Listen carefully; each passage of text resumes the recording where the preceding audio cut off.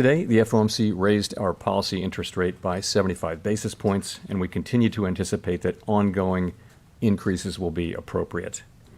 We are moving our policy stance purposefully to a level that will be sufficiently restrictive to return inflation to 2%. In addition, we're continuing the process of significantly reducing the size of our balance sheet. Restoring price stability will likely require maintaining a restrictive stance of policy for some time.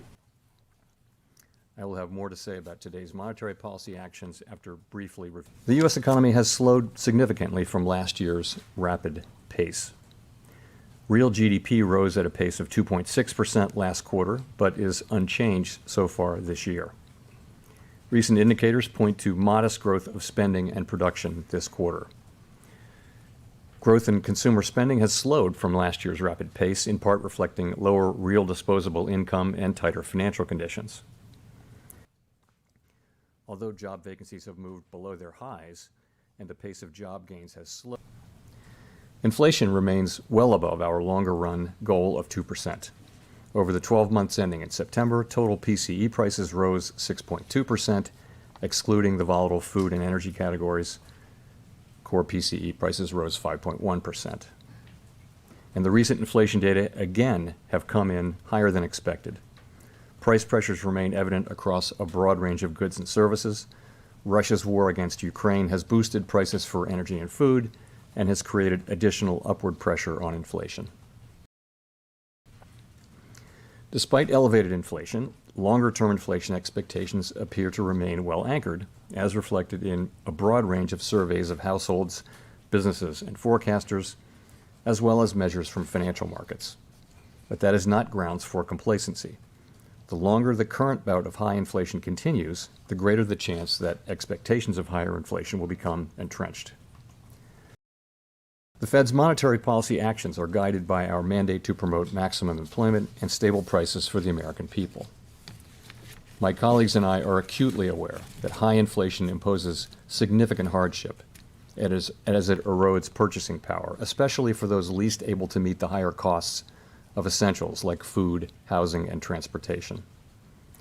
We are highly attentive to the risks that high inflation poses to both sides of our mandate, and we're strongly committed to returning inflation to our 2% objective.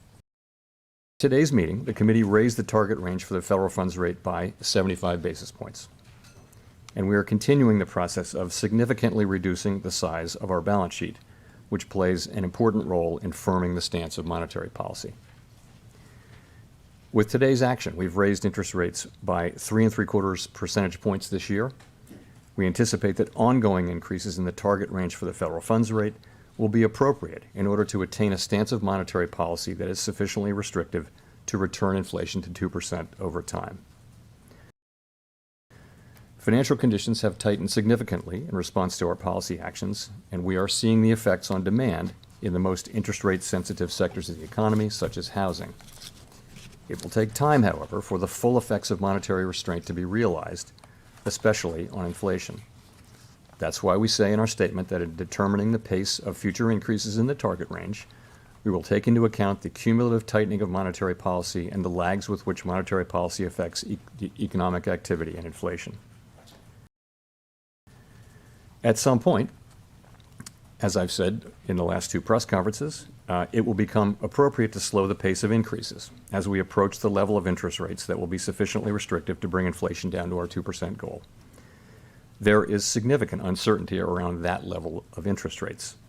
Even so, we still have some ways to go, and incoming data since our last meeting suggests that the ultimate level of interest rates will be higher than previously expected.